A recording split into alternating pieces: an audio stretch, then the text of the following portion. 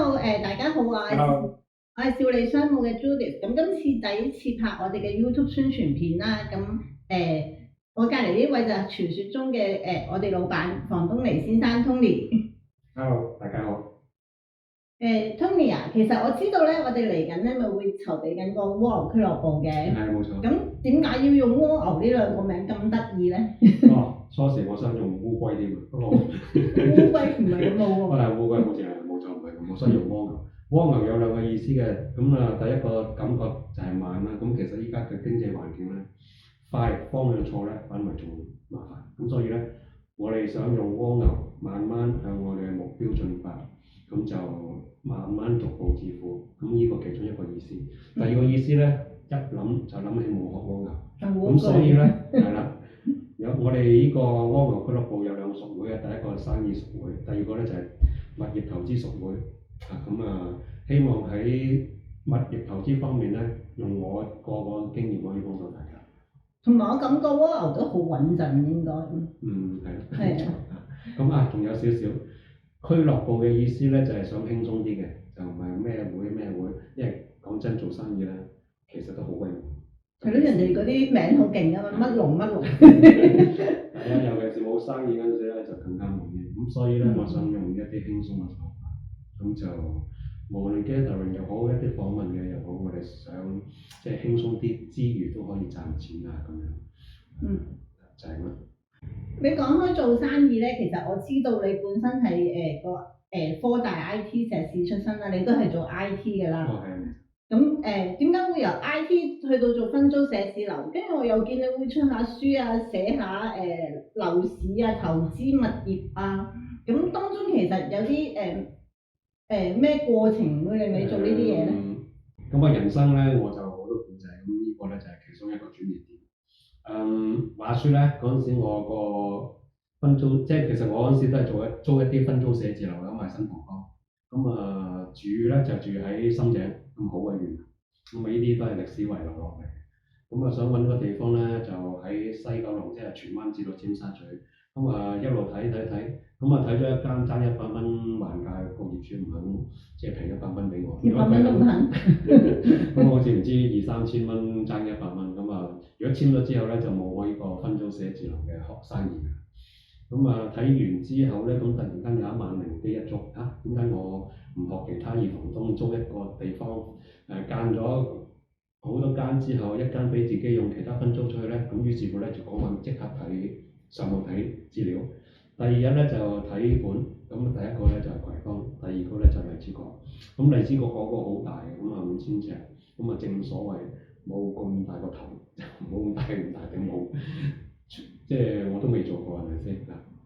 睇完之後，好啊，唔該晒，我再聯絡你啊。掉頭走啦。點知個業主馮生你唔好走住，我有啲嘢同你講。原來佢唔係業主嚟嘅，其實佢都係租客嚟嘅。不過咧，佢老細突然間縮沙，成個計劃取消，要俾翻個單位業主，簽晒約㗎嘛。所以咧，佢依家咧就想揾一個新嘅租客接佢嘅死約。佢繼續講咧就係話，我哋其實星期一咧就要花15萬咧還原翻個單位俾佢。不如咁啦，如果你肯接到你嘅死約，呢15萬橫掂我哋都要支出㗎，不如俾咗你啦。有冇咁大隻蛤乸隨街跳？你第一個感覺係乜嘢？我第一個感覺都係同你一樣。會唔會騙我咧？係咯。當然啦，收尾佢俾咗好多資料我。嗰日係星期5嚟嘅，傾完之後，星期6我揾裝修師傅咧就去報價，跟住星期1咧就買公司。於是者誤打誤撞之後咧，就進入咗呢個分租寫字樓嘅生意。之後呢個係其中一個轉捩點。點解由1個場最後變咗20個場？經濟唔好之下，點樣由20個場跌到去12個場？喺呢幾年，我點樣可以再跌落地起翻身啊？呢啲都係好多古仔。我希望咧就喺呢個每次嘅訪問又好，或者每次嘅 gathering 又好，可以分享下。係啊，我都聽唔少㗎，你哋都可以咧期待下。另外物業投資方面咧，其實我淨係想知最高有幾多回報先。物業都係一個好多故仔，我人生都好多故仔。咁我以前都係個工程佬出身啦，咁對投資或者投機有即係嗰陣時有幾反感。咁喺沙士期間咧就好即係好偶然地啦，買咗人生第一個物業之後咧，發生一啲好多故仔。長話短説啦，最後咧就變咗一個雖然唔係話職業炒家咁，但係咧每一年咧都有1兩次買賣。每次嗰個賺幅即係金額咧都係6個位7個位，都幾可觀。即係作為一個業餘嚟講，過去10幾年10幾次買賣，總賺幅即係嗰個金額咧都去到8個位嘅，都幾犀利㗎。作為一個業餘投資者，如果賺幅嚟講對嗰個第一次嗰個成本係講緊25倍添，即係平均每次咧，即係每年嘅回報咧係講緊超過50%。我亦都出咗本書啦。我有睇啊，樓市10招嘛。冇錯，今次冇講錯樓市10招。之前成日講樓市10式。冇錯，樓市10招。16年我將我過去嗰個買賣樓嘅經驗寫咗出咗本書。喺熟會嗰度我都會講一啲買賣樓嘅經驗啦。亦都係啦，頭先我都講過啦。我哋會有啲計劃咧，就教大家點樣上車。我哋都係作為一個，你當我哋作為一個地產商收你哋佣金，其他嘅知識就完全都係免費。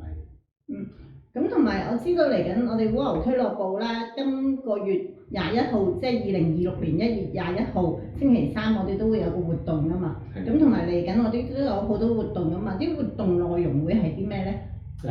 每次嘅聚會咧，頭先我咪講過有2個熟會嘅，第一個生意熟會，第二個咧就係投資物業嘅熟會啦。生意熟會咧就可以大家交流一啲銷售經驗啊。我拍檔積高咧，佢就係被譽為銷售界嘅李小龍。投資即係呢個銷售界嘅高手嚟嘅。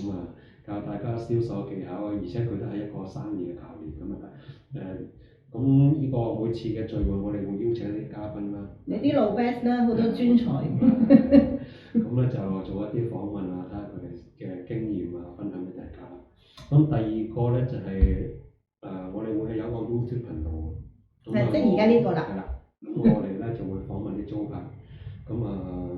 租客可以喺呢個頻道介紹自己嘅生意啦。頭先我講過啦，介紹生意好鬼悶㗎嘛。所以咧就第一 part 介紹生意，第二 part 咧就介紹一啲優惠啊，同埋咧我會加插我頭先咪講過人生好多故仔咁如果有時間我會講一講我人生嘅故仔。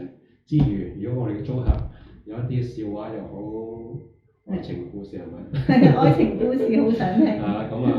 即係慘烈嗰啲都好想聽。輕鬆嘅手法咧，就令到個頻道吸引啲啦。暫時大概呢2個活動咧。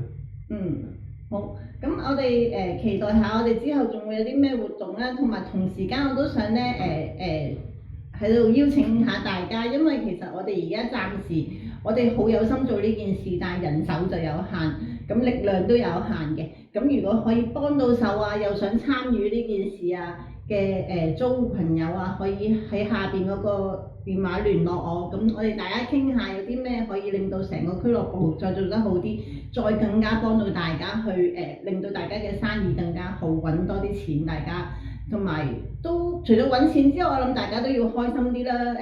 因為係咯，社會都係需要更多開心啲嘅氣氛嘅，我覺得。多謝。係。好，咁我哋下次再見啦，我哋會越拍越好嘅。拜拜。拜拜。